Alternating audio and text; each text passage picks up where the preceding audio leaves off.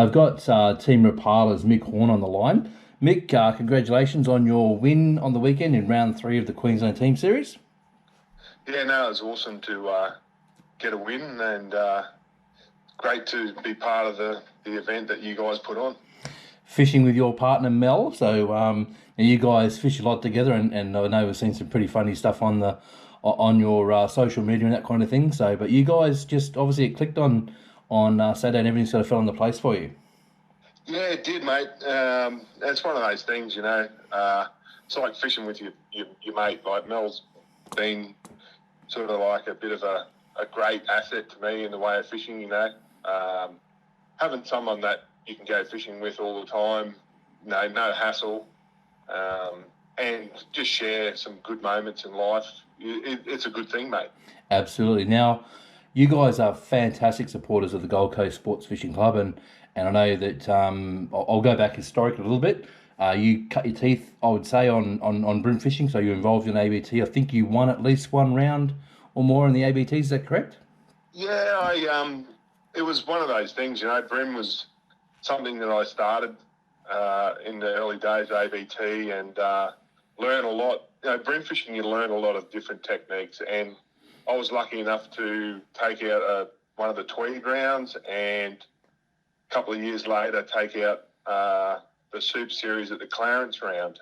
So, yeah, like bream fishing's always had a little bit of a thing in my heart. Like a lot of people sort of have a bit of a, thing with bream, but they're such a great species for teaching different techniques. And Mel's learnt that over the last sort of couple of years that I've been with her, you know. She's starting to really enjoy it because it teaches her a lot of different techniques in the way of other forms of fishing. And I know when I talk to some of the really established flathead fishermen, of which you are also well established, those guys come from that sort of they'll say that what they learn in the chasing and targeting bream. Yeah, it's a good thing that what you guys are doing with obviously introducing a lot of people. So hopefully those guys in the future are going to be the guns in years to come. And exactly that, and we're seeing, and I think it's really great to see the scene in southeast Queensland really strong again, and really so cohesive. It was fantastic to see everyone stay back on Saturday, and that real kind of social atmosphere going was really, really good. So I think it's all building and heading in the right direction. I was just going to talk a little bit about you and Mel, and you're no strangers to success, right? You guys won the 2020 Top Gun, the Open Division. So some of the people may not know how that works, but basically the Top Guns are guys that have traditionally done really well in the Flathead Classic, and we auction them off and they fish in their own category.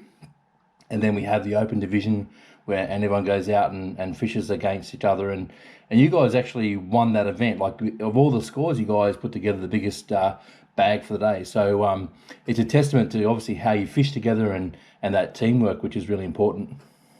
Yeah, it is. And like, as I said, Mel's obviously come from a bit of an offshore background with the brothers. She's done a lot of bait fishing outside, but coming into the lure side of things is fairly new for her with me, and she's a quick learner. And like, it's pretty good to, as I said before, just go fishing with someone that, it's easy to go fishing with your mate sort of thing. And Mel's like that to me. She outfishes me a lot of the time, but to me, that doesn't concern me at all. I was like, when I was fishing with my young bloke Kai, he used to catch a lot of the better fish for the day, but that's, to me, that is actually probably better than me catching good fish some days. Like, they're learning and they want to learn more and all that kind of stuff. So, and Mel's, as I said, she's established herself pretty good over the last fishing. Like, we do a lot of different types of fishing, and she learns pretty quickly. And no, it's good that she wants to come back to the roots and do a bit of bream tournament fishing with me, because it's still something that I really like doing.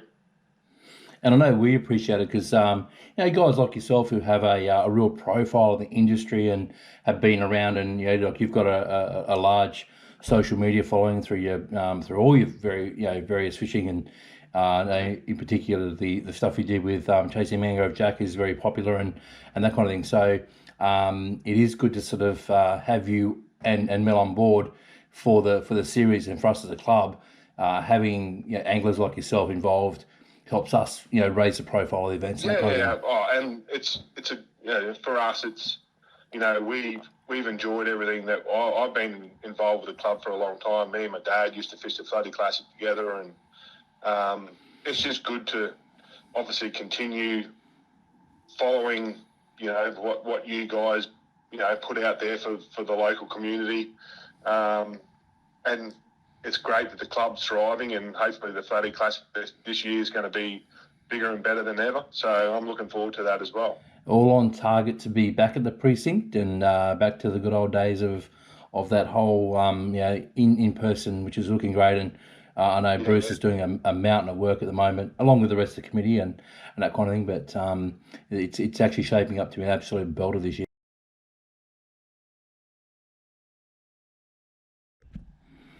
So on to Saturday.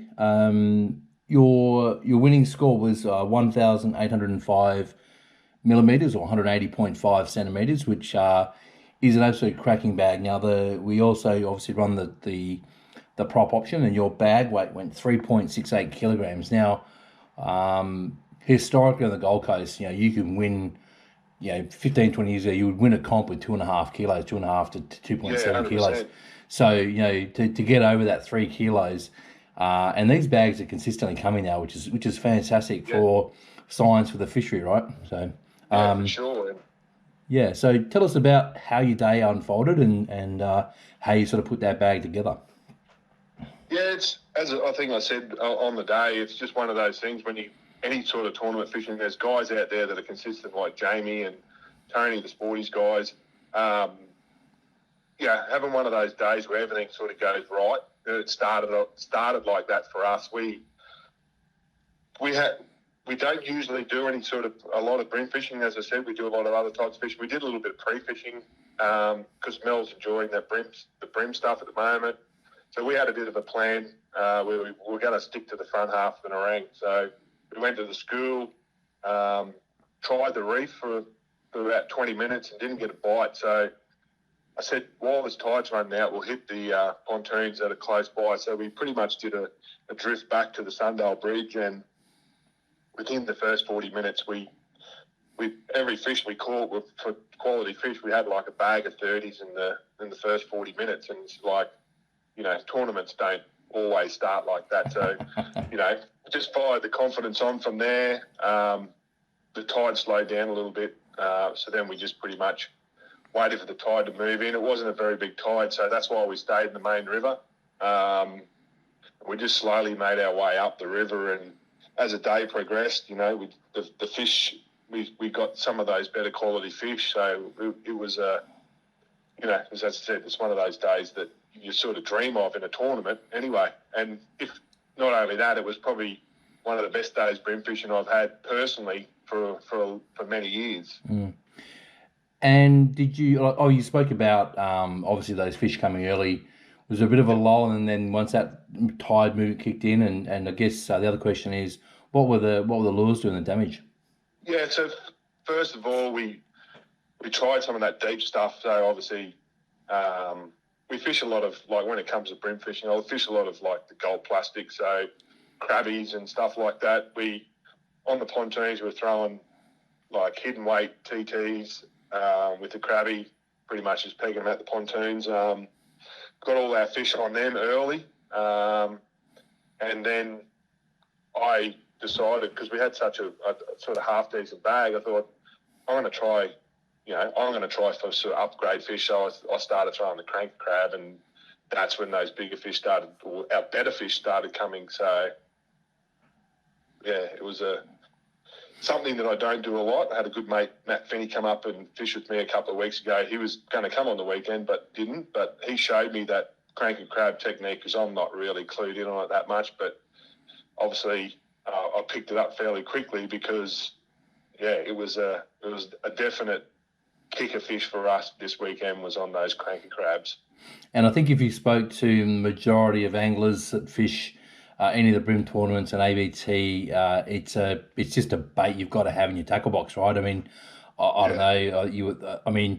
I thought that Greg Cito summed up pretty pretty good at the Oz Open last year when he said BC and A. They call it BC and AC. I think it is. The weights before crabs and the weights after crabs. Just changed tournament fishing 100%. So yeah. Yeah, and I actually, because I don't do a huge amount of bream fishing personally, me and Mel we bought a couple of small ones and I had a couple of big ones. I lost the first crab I put out there. I lost pretty much straight away on some pylons. Put a second one out, and it was a pretty crappy cast. I've hit the pylons, it cracked the weight off it. So I only had the big ones left, and that's pretty much it. Probably, it's funny, these kind of things happen for a reason. If I probably wouldn't have thrown that big crab, but because I had none left, I threw the big crab, and that's what those big fish come on, was the 65 mil crab. I, got that 38, 37, 36 and a half. That fish just rolled on from there. So you're working for Rapala now. So and I know on your socials you get around a lot. I think last week you're at Mondi catching barra, and then the next thing you're out sort of chasing bream. So tell us a little bit about the role and what's in the pipeline. I know you're doing some testing and what's on the horizon. Yeah, mate, it's been a bit of a dream come true for me to get involved in the industry, and obviously Rapala.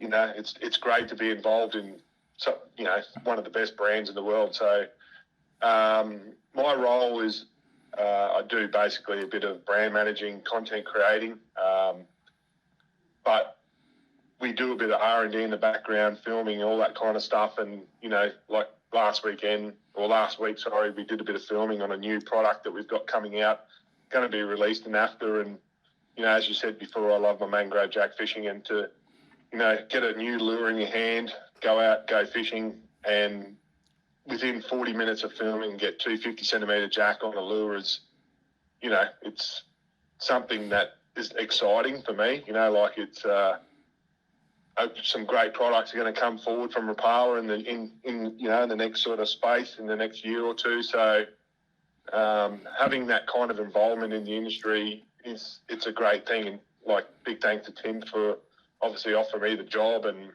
the opportunities that I've had. So run us through some of the products that you were using on the weekend from Rapala and how that... Yeah, we've got a pretty awesome range of rods that probably some guys may not even know about. The Rapala have a range of rods that a lot of people will probably class as an entry-level rod. And as I said, I've been involved in the bream scene for a long time back in the day, and I like those slow tapered rods for your cranking and some of those slower tapered rods for your plastics and stuff like that sometimes. And that Rapala Maxwell rod, I've got a quiver of about 5 of them that we used on the weekend, and I've been using them for probably 12 months now, and I actually really highly rate them. It's for the money these days that some of the rods that are coming out, and these things they're actually a really good thing. And I'd be happy to take them rods anywhere, bream fishing, and be obviously really confident in how they perform. Obviously, the crank crab rod, I was using one of the Tiger Beat rods that we have as well, which is a little bit in the high end market. But as far as guys that it's good that the club promote guys that want to get involved in the bream scene, and this is an awesome stepping stone for them to obviously move on to ABT or something like that. Definitely worth checking out that Rapala Maxwell range of rods. 7 foot, 1 to 3 kilos, an awesome cranking rod, and 7 foot, 2 to 4 kilos. Great deep water plastic rod, and even throwing at pontoons, on that lightly weighted plastic as well. Obviously, all my reels are spooled up with that suffix. The 131s. Braided lines that we have, it's like a 13 carrier, 12 around a gore. It's round, it's cast like a dream. But on those cranky crabs, that 832, which is that line that most of the guys use in the barra tour. It's one of those lines that you could wrap around trees and run through pylons and stuff like that, and it's super strong. So highly something abrasive for resistant. guys to check out for sure.